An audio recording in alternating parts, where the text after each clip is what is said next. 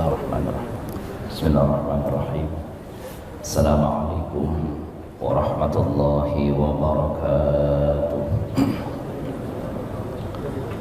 Alhamdulillah. Alhamdulillahilladzi bi ni'matihi tatimmus shalihat wa bi'afwihi wa ghufranihi tughfaru dzunub was sayyi'at wa bi kamalihi wa jalalihi tunalu raghaib wal hajat.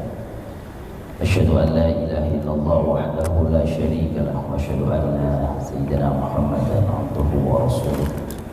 Allahumma shalli wa sallim wa barik ala nabiyil karim wa rasulil azim sayyidina wa maulana Muhammadin wa ala alihi wa ashabihi wa atba'ihi wa ansarihi ila yaumiddin wa sallama tasliman katsira. Wa subhanaka la ilma lana illa ma 'allamtana innaka antal alimul hakim. Innaka antal alimul hakim wa tub 'alaina ya maulana innaka antat tawwabur rahim wa 'allimna min ladunka 'ilman nafi'a ya dzal jalali wal ikram. Hadratal asatidzah muhtaramun, para asatidzah yang kemuliaan, Ketua Yayasan Masjid Raya Asmaul Husna Pak Idal Mono serta seluruh jajaran, Ketua DKM Masjid Raya Asmaul Husna Bapak Haji Slamet Riyadi dan seluruh jajaran serta jemaah sholat subuh yang dimuliakan. Puji syukur kehadirat Allah SWT, salawat dan salam senantiasa kita sampaikan kepada baginda kita Nabi besar Muhammad Sallallahu Alaihi Wasallam.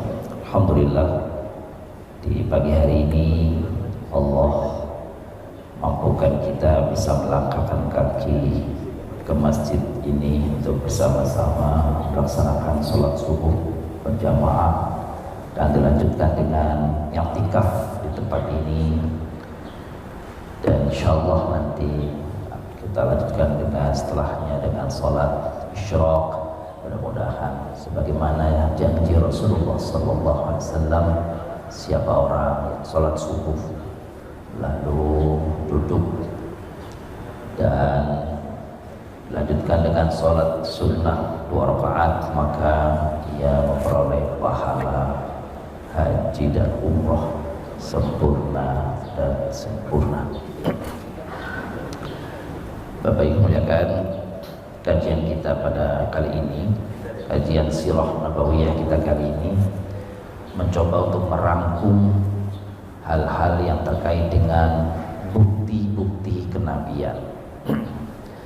Bukti-bukti kenabian ada yang muncul ketika beliau sang nabi ini belum diangkat menjadi nabi, dan bukti-bukti yang datang setelah dia diangkat menjadi nabi.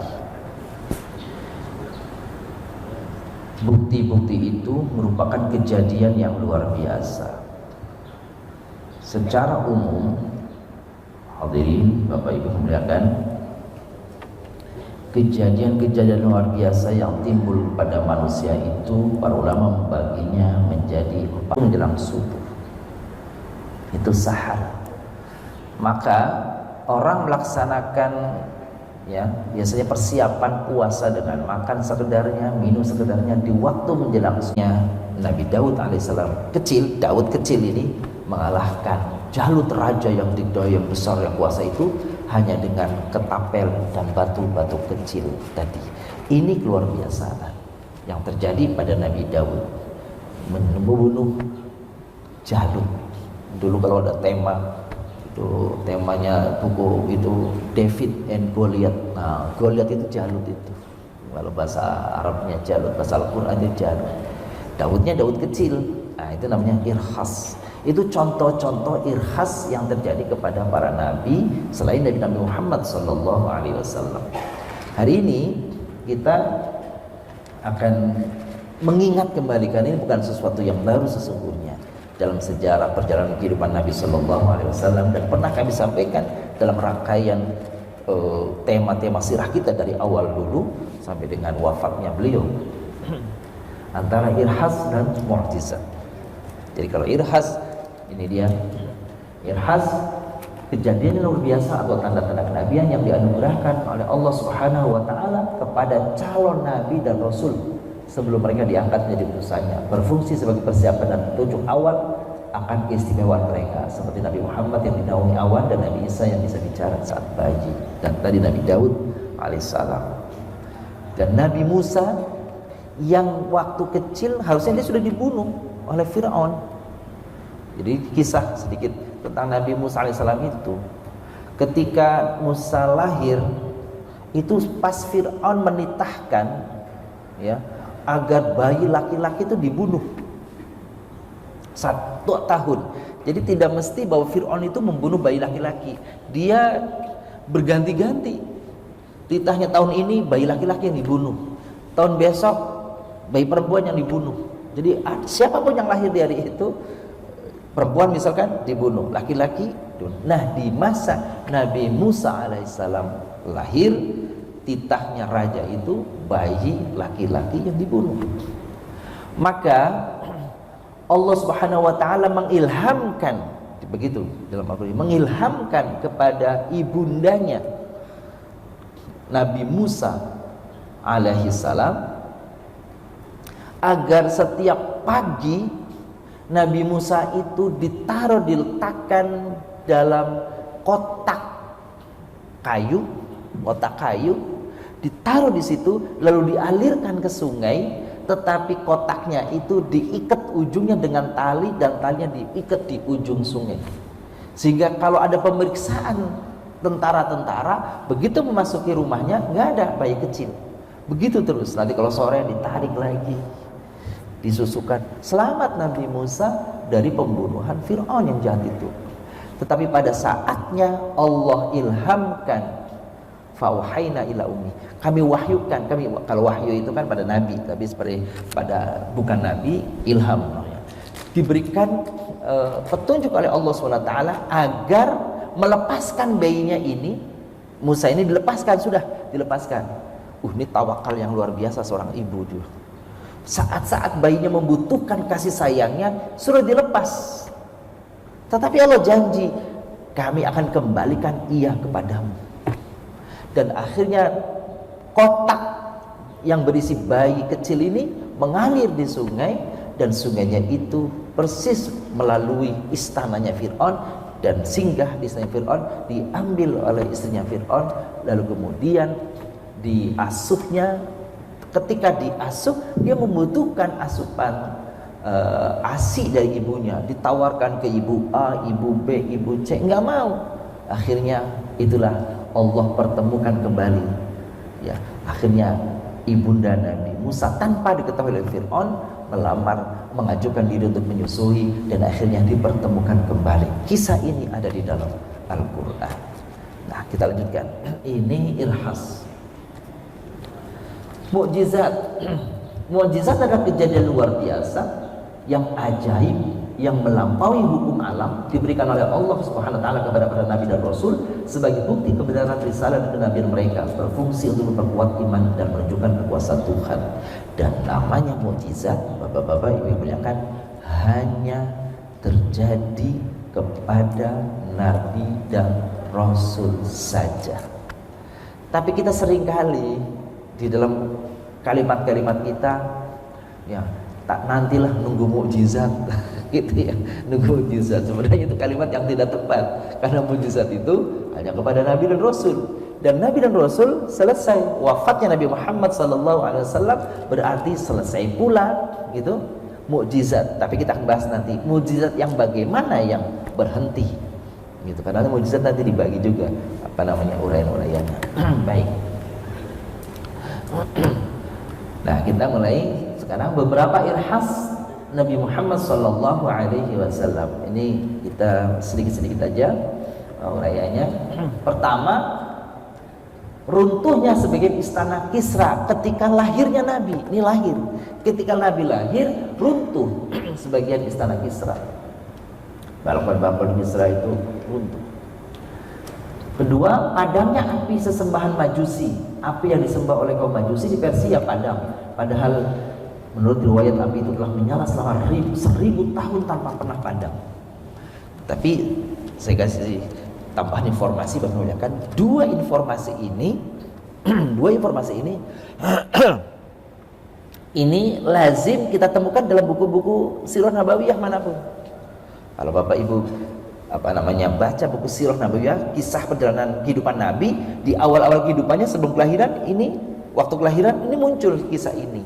Tapi dari kalangan ahlul muhadditsin, peristiwa ini itu dianggap hadisnya lemah. Pendeta Bahiro itu punya gereja. Gerejanya itu kalau bapak-bapak, ibu-ibu biasanya ziarah ke Masjid Aqsa, satu tujuan atau destinasi daripada wisatanya itu apa yang disebut dengan pohon Sahabiyah.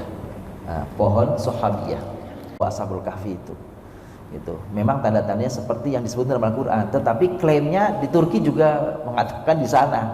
Tapi wallahualam lah, karena itu kan sudah lama sekali. Kisah Ashabul Kahfi itu kan ratusan tahun sebelum Nabi lahir. Nah, itu ada pohon gitu.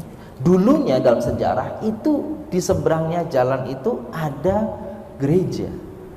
Gereja namanya gereja Nestorian. Gereja Nestorian ini dihuni pendetanya namanya pendeta Bahira. Itu persis jalannya itu adalah jalan, kalau bahasa kita apa ya, jalan sutra kali itu ya. Jalan yang menghubungkan para kafilah dagang dari Syam ke Mekah. Nanti ada lagi dari Mekah ke Yaman, itu pada arah yang sebaliknya. Ini dari Mekah ke ke Syam itu melewati jalur itu. Dan pendeta Bahira itu berserta umatnya itu, jamaahnya itu satu saat dia melihat keanehan yang terjadi pada kafilah rombongan dagang yang dari Mekah menuju ke Syam. Pendeta Bahira itu mempersilahkan semua tamunya itu, semua kafilah, bukan tamu, semua kafilahnya itu untuk singgah di gerejanya, ya, di tempatnya, ada mata di gereja, ada tempat di rumahnya, itu untuk dijamu. Lalu dia katakan semua rombongan harus masuk ke sini, kita jamu. Dia tengok nih satu, terus katakan ada yang belum masuk ini. Enggak, semuanya sudah masuk. Enggak, kata dia, ada yang belum masuk. Setelah didesak, iya ada anak kecil tuh gitu, anak kecil. Karena usia Nabi waktu itu ada yang mengatakan sekitar 12 tahun. Ada anak kecil di sana lagi nungguin barang-barang kita supaya aman. Gitu kira-kira kalau bahasa gitu. Dan itu pohon yang menaungi Nabi itu meniurkan merundukkan daunnya itu melindungi Nabi. Konon keyakinannya itu pohon itu tuh yang melindungi Nabi ini nih, itu sampai hari ini pohonnya masih ada. Pohon itu yang tadi disebut pohon Sahabiyah. Sahabiyah itu artinya sahabat, pohon sahabat Nabi. Dan sekarang itu oleh pemerintah Yordan itu dibuat kayak peninggalan bersejarah, ya, di kutak itu dibuat batasan-batasan pagar, dan itu menjadi benda bersejarah, diabadikan sampai sekarang. Padahal kanan kirinya udah gak ada apa-apa lagi, udah gersang itu di tengah-tengah padang pasir. Tinggal pohon itu, dan satu-satunya pohon, kalau kita sebut satu-satunya pohon yang hidup masih di tempat itu. Besar, pohonnya besar, rindang kan gitu. Karena bapak-bapak, ibu-ibu kalau berziarah ke situ bisa masuk ke dalamnya dan bisa bernaung di tengah terik matahari di situ, di rindangnya pohon itu. Itulah kira-kira tentang irhasnya Nabi SAW dinaungi awan tadi. Baik, ini tentang irhas gitu ya, yang kami sebutkan beberapa di antaranya. Sekarang kita masuki mujizat alaihi wasallam. Mujizat itu sebelum mujizat Nabi SAW, mujizat Nabi Muhammad, Nabi Isa, Nabi Musa, Nabi Daud, dan Nabi Sulaiman setelah yang lainnya itu mujizat dibagi dua. Iya. Apa itu bedanya hissiyah sama ma'nawiyah? Kalau sederhananya, kalau hissiyah itu material, bendawi, itu hissiyah. Sedangkan ma'nawiyah itu imaterial, gitu ya, bukan bendanya, gitu ya, sesuatu yang tidak tidak nyata, tapi dirasakan adanya kemahakuasaannya itu, keluar biasaannya itu maknawiyah. Nah, kalau kita bagi ke dalam dua bagian ini, maka semua rasul-rasul Allah gitu yang memiliki umat maka diberi hissiyah, mukjizatnya namanya hissiyah. Nabi Muhammad sallallahu alaihi wasallam diberi mukjizatnya dua-duanya, hissiyah dan maknawiyah. Nabi-nabi yang lain tidak ada yang dapat mukjizat maknawiyah. Mukjizatnya hissiyah saja semuanya. Begitu. Tidak ada mukjizat maknawiyah. Itu dari sisi makna tadi bedanya kalau yang materi non materi. Apalagi bedanya hissiyah sama maknawiyah? Kalau mukjizat hissiyah itu dapat dilihat atau dapat diketahui secara nyata oleh orang-orang yang ada pada saatnya saja. Diketahuinya oleh orang-orang yang hadir pada saat kejadian saja, dan tidak diketahui oleh orang-orang yang di luar dari tempat peristiwa itu atau yang lahir setelahnya. Itu hissiyah. Contoh, mukjizat Nabi Musa alaihissalam misalkan, tongkat yang berubah menjadi ular. Siapa yang tahu tongkatnya Nabi Musa menjadi ular? Yaitu orang-orang yang hadir di lapangan ketika terjadi perjumpaan antara para penyihir dan Nabi Musa. Orang-orang yang tidak hadir di situ nggak tahu, nggak lihat. Nah, itu maksudnya hissiyah begitu. Apalagi misalkan mukjizat Nabi Isa bisa menghidupkan orang yang mati dengan izin Allah. Hidup orang yang sudah mati dengan izin Allah. Sekejap dia bangun terus mati lagi. Siapa yang tahu? Orang-orang yang ada di sekitar Nabi Isa. Yang jauh nggak tahu, nggak lihat. Itu namanya hissiyah. Dan juga nabi-nabi yang lain, termasuk Nabi Ibrahim yang dibakar, kemudian ada yang mengatakan 7 hari, ada yang mengatakan 40 hari, keluar sehat walafiat saja tuh dari pembakaran itu. Yang tahu mukjizat ini siapa? Orang yang hadir di situ. Di luar itu tidak tahu. Sepeninggalnya, maka sifatnya langgeng, diketahui oleh orang yang ada di saat itu dan diketahui oleh orang-orang yang tidak ada di tempat itu, dan terus diketahui sepanjang masa. Itulah namanya mukjizat maknawiyah. Dan mukjizat maknawiyah Nabi Shallallahu Alaihi Wasallam adalah Al-Quran Al-Karim yang diketahui oleh manusia sejak Nabi Shallallahu Alaihi Wasallam mendapatkan wahyunya Al-Quran sampai akhir masa. Itulah Al-Quran, dan hanya Al-Quran saja yang masuk kategori mukjizat. Ibu juga ada yang bertanya, ada Injil, ada Zabur, ada Suhuf Musa, Suhuf Ibrahim, Suhuf Dawud dan sebagainya. Kok nggak masuk kepada yang maknawiyah? Betul, ulama mengatakan kitab-kitab selain Al-Quran tidak masuk kategori mukjizat maknawiyah, karena dia tidak termasuk mukjizat maknawiyah.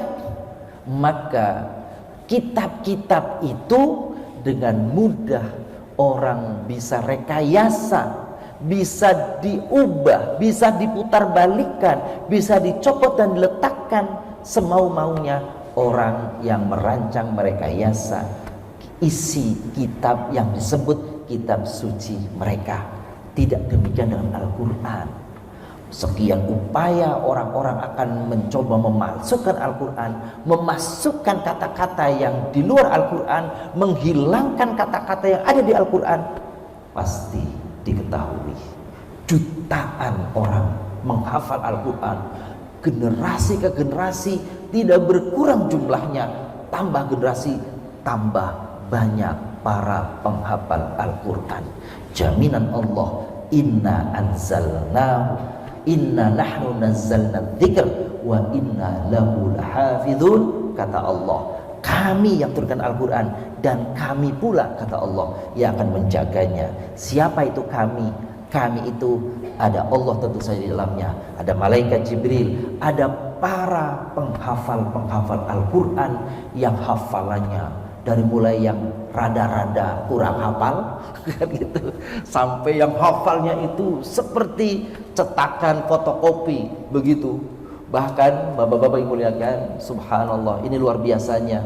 Ini nih Al-Quran ini, ada anak-anak penghafal Al-Quran kita itu yang menghafal ayatnya itu bukan hanya dari atas ke bawah, Al-Baqarah, Al-Fatihah, Al-Baqarah, An-Nisa, Al-Maidah dan seterusnya. Kalau surat itu dibaca dari bawah ke atas, dia bisa hafal. Contoh bapak-bapak ibu kan, gak usah kalau kita modelnya nih modelnya hafalannya, kalau baca Al-Fatihah hafal. Tapi pertanyaannya, coba bapak-bapak ibu-ibu yang kemuliaan, coba hafalkan Al-Fatihah dari bawah ke atas. Kayaknya mikirnya agak lama itu ya. Ini anak-anak penghafal, masya Allah, ini karunia dari Allah, hafal dari bawah ke atas, dari ujung gitu, dari buntut ke kepala hafal. Jadi bukan dari 23, 24, 25, 26, 27, ini dari 28 naik 27, 26, 25, 24 hafal. Bukannya Bapak Ibu sudah banyak buktinya ya, disebutkan di halaman sekian, pojok bagian atas, pojok bagian bawah, baris ketiga dari atas sampai letak barisnya dia tahu. Pertanyaannya, kitab mana yang bisa seperti ini?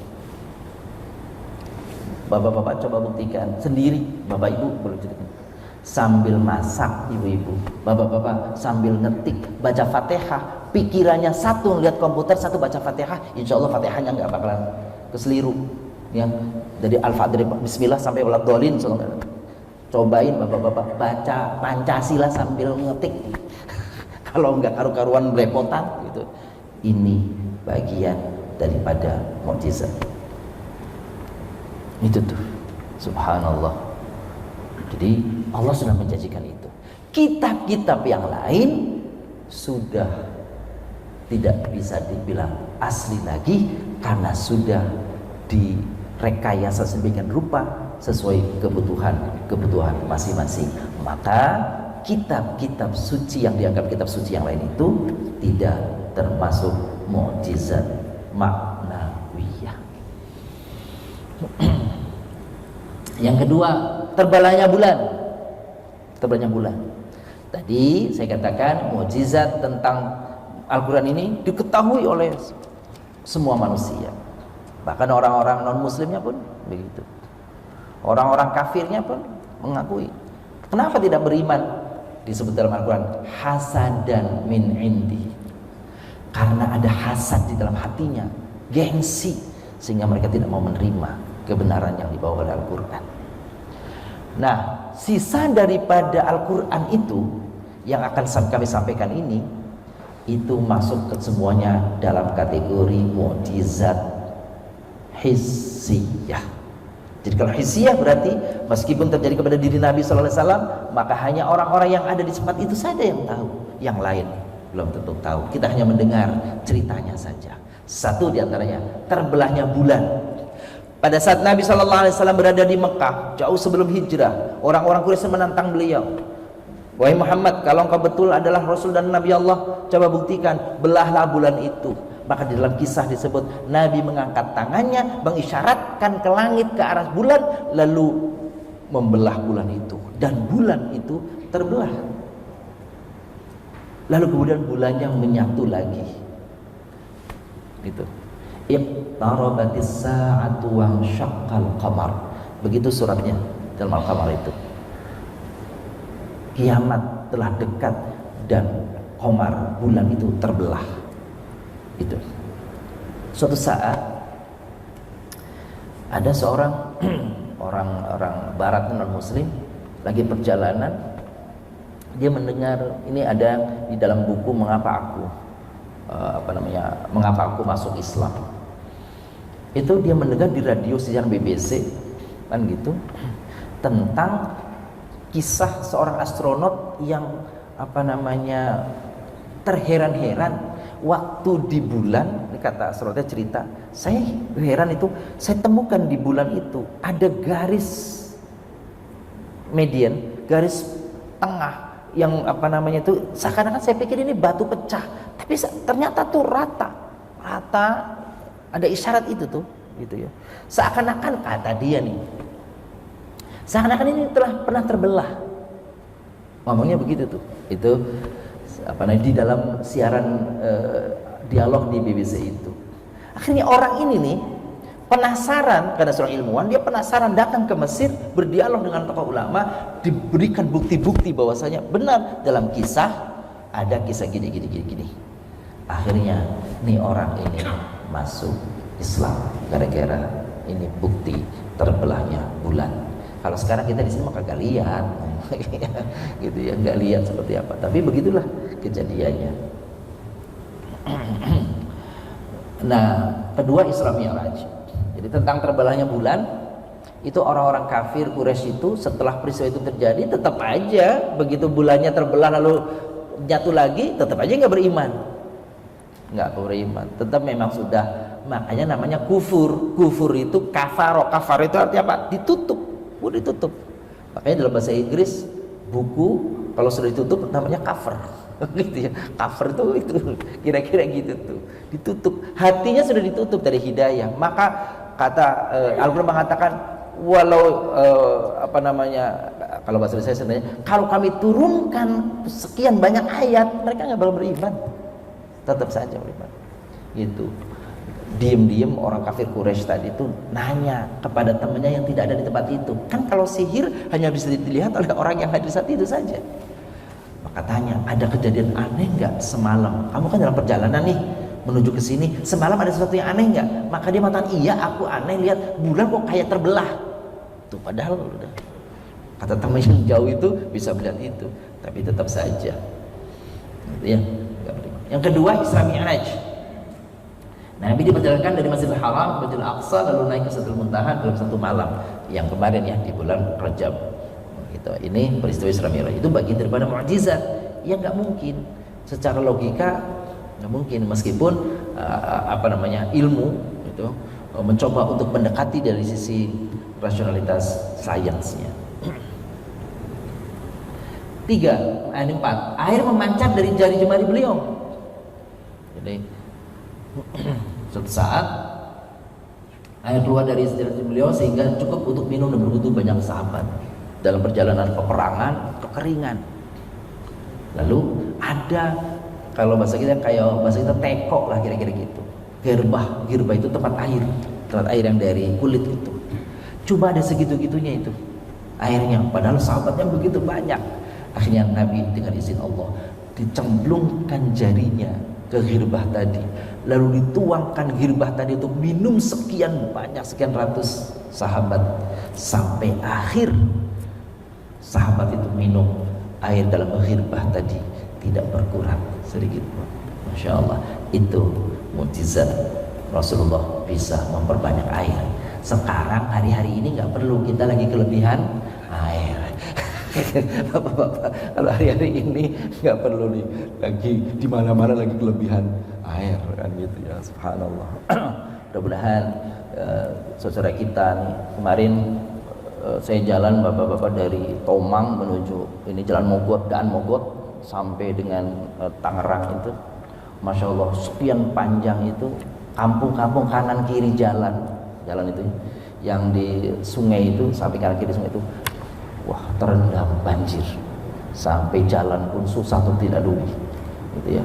Kayak rasa-rasanya mungkin sampai hari ini juga karena meluap itu sungainya. Termasuk juga nih kita nih warga Tangerang nih sudah ada himbauan siaga karena apa Cisadane sudah diambang, apa namanya, sudah sirinenya sudah berbunyi, berarti ini tambah hati-hati yang dekat-dekat sungai gitu ya.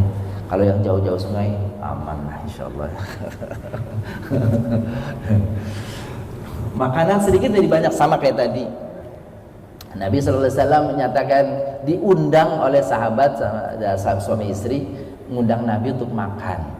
Ngundangnya Nabi, tapi Nabi ngundang para sahabat dari masjid, rombongan berondong-bondong. Ini sahabat, waduh bingung, panik. Kenapa panik? Oh makanannya cuma untuk kita bertiga berempat. Tiba-tiba yang datang puluhan. Maka dalam keadaan panik begini, Nabi mengatakan kepada sahabat, bilang istrimu, kamu pulang, bilang istrimu, itu tungkunya jangan dibuka sampai saya datang.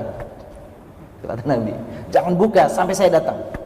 Akhirnya dia belum pulang, dia ngasih tahu, istrinya ikut panik, kan gitu. Nabi bawa rombongan, padahal dia ngundang Nabi. Apa yang terjadi? Nabi kemudian yang membuka tungkunya, dan sahabat-sahabat bergiliran semuanya mengambil makanan sampai yang terakhir makanannya tidak berkurang seperti semula. Masya Allah. Bapak-bapak boleh kalau punya kayak gini. Kalau punya ilmu ini nih ya, alhamdulillah luar biasa ya. Pendaringan nggak pernah kosong, kan gitu ya. Kulkas nggak pernah kosong. Wah enak ini. Tapi ini mukjizat Nabi. Ya. Pohon berjalan menghampiri Nabi. Kisahnya begitu nih. Jadi pohonnya berjalan mengucapkan salam. Bukan hanya pohon yang demikian, tapi juga hewan, batu dan benda mati memberi salam.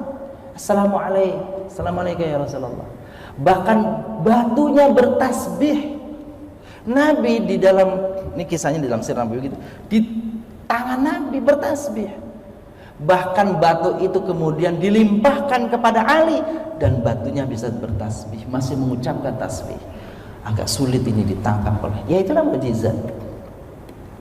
Sebagaimana tadi Nabi Daud alaihissalam waktu berjalan, Nabi Daud gitu ya, apa kata batu, hei Daud, bawalah aku hei Daud, kerikil-kerikil gitu. Ketika dilewati Daud itu minta kerikil-kerikilnya, bawalah aku Daud untuk jadi selepetan Nabi Daud tuh.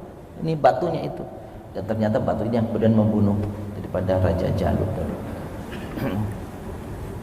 Tangisan batang kurma.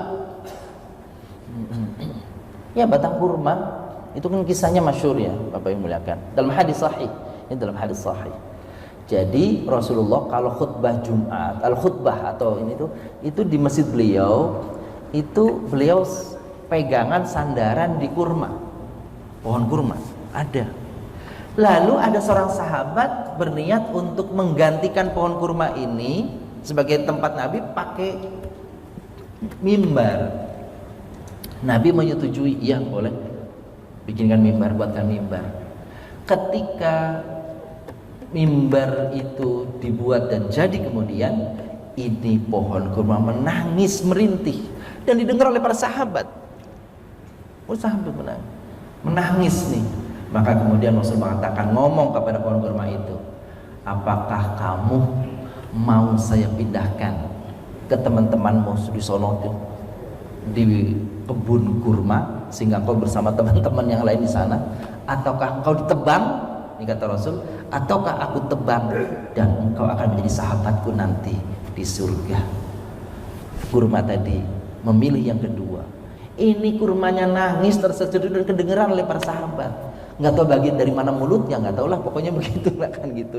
Dan itu didengar oleh para sahabat lain.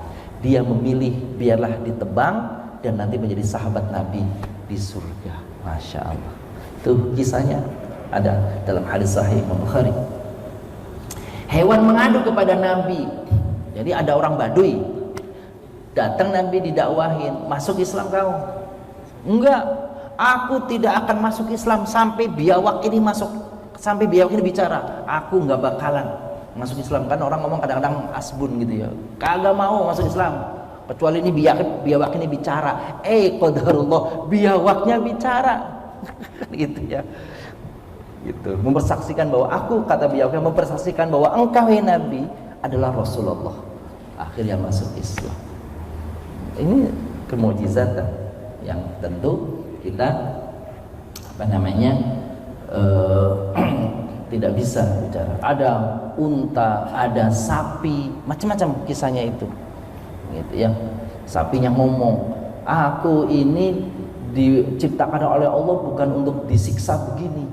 Maka Nabi kemudian, ini ngomong sama Nabi, maka Nabi kemudian ngomong sama pemiliknya, kalau engkau tidak memperlakukan dengan baik, lepaskanlah dia. Tapi kalau mau, perlakukan dengan baik. Begitu tuh. Maka kalau ada kalimat Nabi itu diutus rahmatan lil alamin, itu maksudnya diantaranya itu apa? Menjadi rahmat bukan hanya manusia, hewan pun dapat rahmatnya dari ajaran Islam. Maka Nabi dalam sabdanya beliau mengatakan tidak boleh menebang pohon kalau nggak dibutuhkan yang masih muda, tidak boleh mengambil buah yang masih muda kecuali kalau dibutuhkan. Kenapa Ustaz? Habis mau bikin rujak, nah itu beda lagi kan gitu ya. Tapi kalau artinya apa? Perlakukan sesuai porsinya, sesuai waktunya. Oh iya nih, udah selesai. Kebetulan hari ini Bapak Ibu muliakan, nanti ada kesempatan sebentar sejenak, ada sesuatu yang akan diberikan informasi oleh Ketua Yayasan Masjid Raya Asmaul Husna pada apa? Nanti. Oh gitu, oh di sini. Oh selesai. Baik. Kalau untuk itu setelah selesai dari saya nanti beliau akan menyampaikan informasi-informasi. Sebelum saya akhiri, barangkali ada yang ingin tanyakan dari apa yang kami sampaikan, kami persilahkan.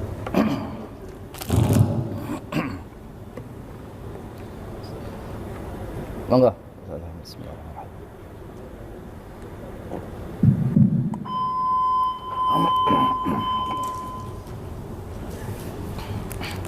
Assalamualaikum warahmatullahi wabarakatuh.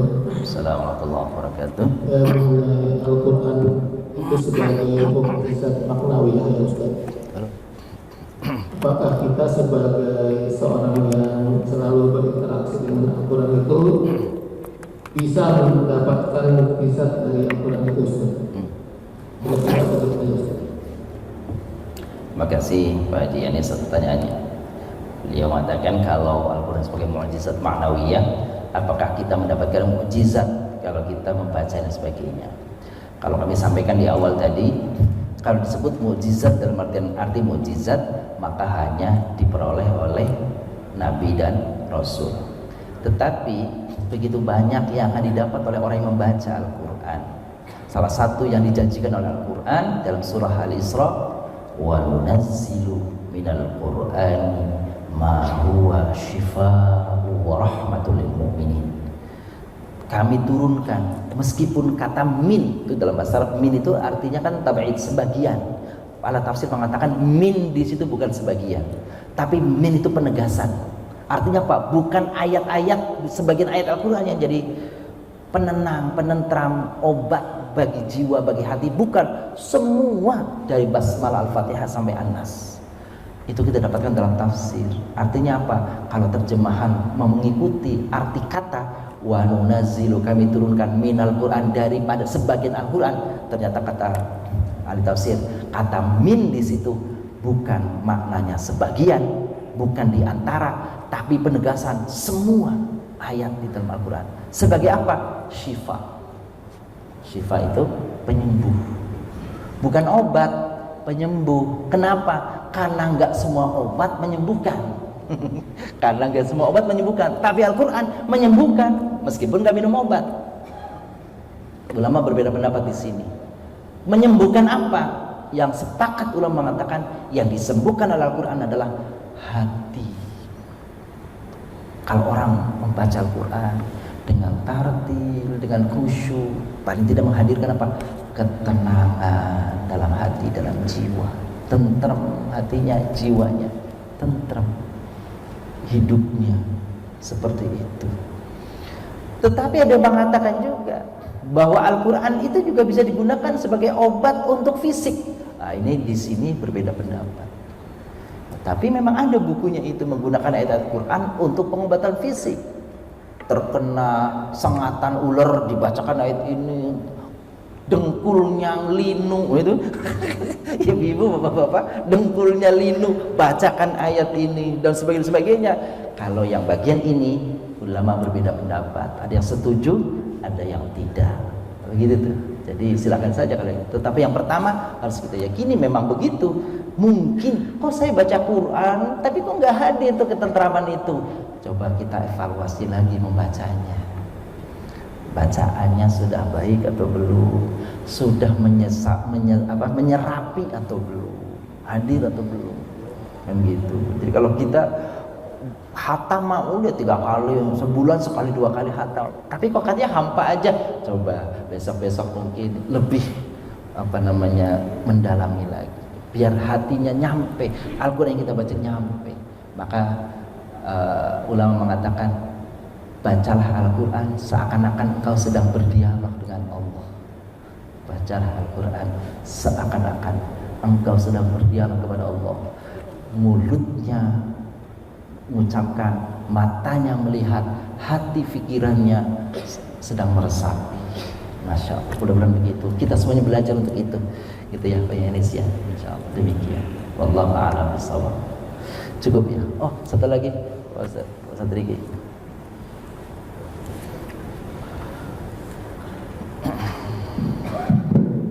Assalamualaikum warahmatullahi wabarakatuh. Waalaikumsalam warahmatullahi wabarakatuh. Mukjizat dari Nabi Muhammad itu ada yang non material, Pak.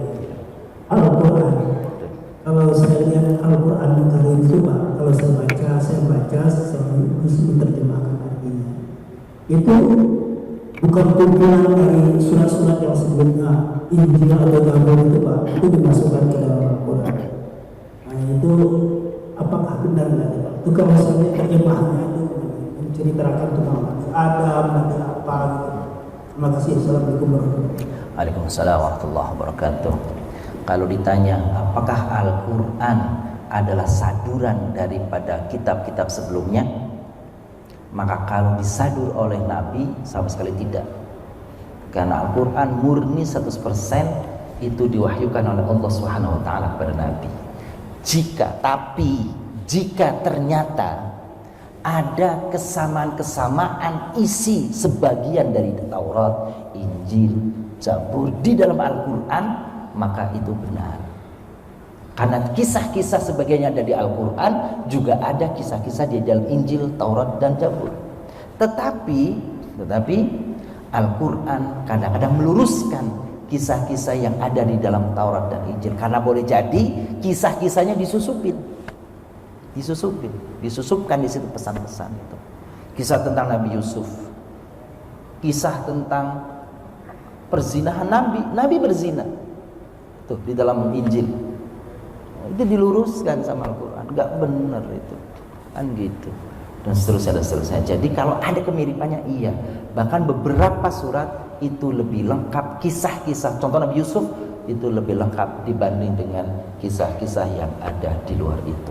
Tapi kalau suruh apa saja menyebutkan, mohon maaf saya kebetulan nggak pernah belajar itu, tapi selintingan. Jadi kalau bilang ada, betul ada yang ada di Al-Quran. Dan Al-Quran merangkum dari model-model Zabur yang sifatnya adalah seperti puisi-puisi, di Al-Quran ada. Yang sifatnya cerita-cerita, di Al-Quran ada. Yang panjang-panjang itu, kalau Taurat kan pendek-pendek, yang model pendek-pendek di Al-Quran ada. Itu model-modelnya. Jadi mencoba dirangkumkan dari sebagiannya dari kitab-kitab yang sebelumnya. Tapi rangkuman yang Allah berikan sudah disortir, sudah dibersihkan, sudah disucikan dari dugaan-dugaan dan penyimpangan-penyimpangan. Wallahu a'lam. Begitu, Haji. Demikian yang muliakan apa kami sampaikan, mudah-mudahan ada manfaatnya bagi kita semuanya. Atas segala kekurangan kami mohon maaf. Usini wa iyyakum bittaqwallah. Assalamualaikum warahmatullahi wabarakatuh.